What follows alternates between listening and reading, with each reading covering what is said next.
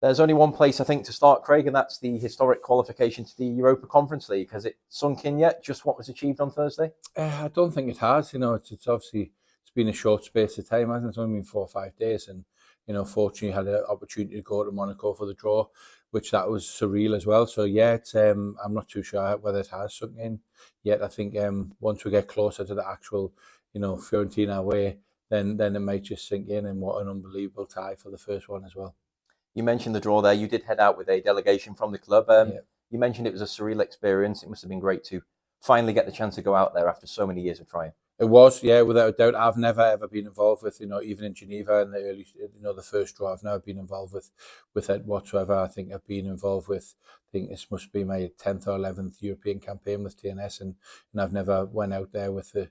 We've always been busy preparing for pre-season and for European football. So now it was a fantastic experience to go, especially the deeper you go into the competition, and and the bigger the clubs become. And it was it was a fantastic event, and we all thoroughly enjoyed it, and I was very fortunate to be out there.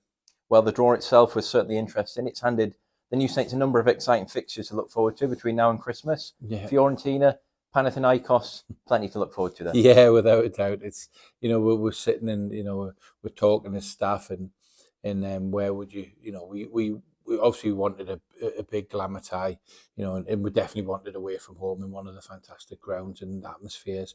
And the top three for us were Chelsea, Fiorentina, or Real Betis. So that was the three we wanted, and obviously we got one of them. And I think even more so, my age ties in with Italian football being really strong in the the late 80s, 90s with Gazzetta football on the Channel 4 on a Saturday morning, and you see all the players and Batistuta and Baggio and etc. who have all played for Fiorentina. It's a real sort of right in my era of my growing up and love of football. We do have to put European action to the back of our minds for now, though. The defence of the JD Cumming Premier starts tomorrow night as we host Aberystwyth Town. Yeah, we do. The lads have had a weekend off. Obviously, they've put a huge amount of effort into the last 8 weeks, and some huge performances, and really from a psychological point of view and a physical point of view, they've had the weekend off to recharge the batteries. But we've trained again this morning, and it doesn't matter who we're playing in the Europa Conference, Fiorentina, whoever it may be. That's a distant away.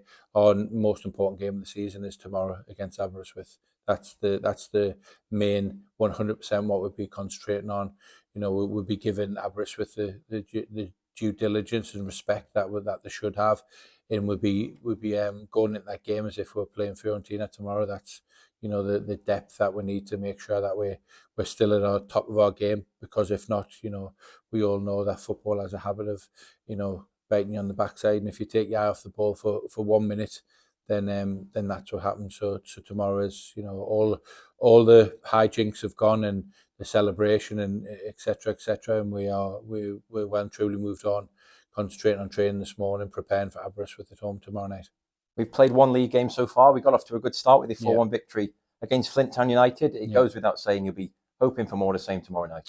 Definitely, without a doubt. It's really, really important. We certainly can't think, just because we've had a historical, unbelievable, thing happened at the football club, then we can't take our eye off the ball, because we've got to remember, winning the Welsh Premier League is the bread and butter that gets you to where you want to be. It's a means to an end. So we've got to make sure that we obviously we're 4 or 5 games behind as well, so we want to catch up there as well. And it's really, really important that everyone's focused, and and players will be focused, because if they're not focused for them games that are getting with there, then they just won't be involved in the big games. So they know that professionalism needs to be at its high level, and they know that we're not to take any game whatsoever lightly, because there's big stakes at the end of it. It is a short turnaround between Thursday and Tuesday, so are we likely to see many changes to the starting lineup as a result? Yeah, look, everyone reported, healthy that would finish the game that was in the squad. So we've got that exact same squad to pick from. It's a strong squad. We're only probably a week or so away from Declan McManus coming back in. Probably only a couple of weeks from Ash Baker being fit again. Obviously, Ryan Brobb will be fit again in that period of time as well, and Harrison Mackay will be fit in the next 2 or 3 weeks as well. So So yeah, we've got a really strong squad, and we're hoping in the next week, we're hoping that Deck might be to be involved at the weekend.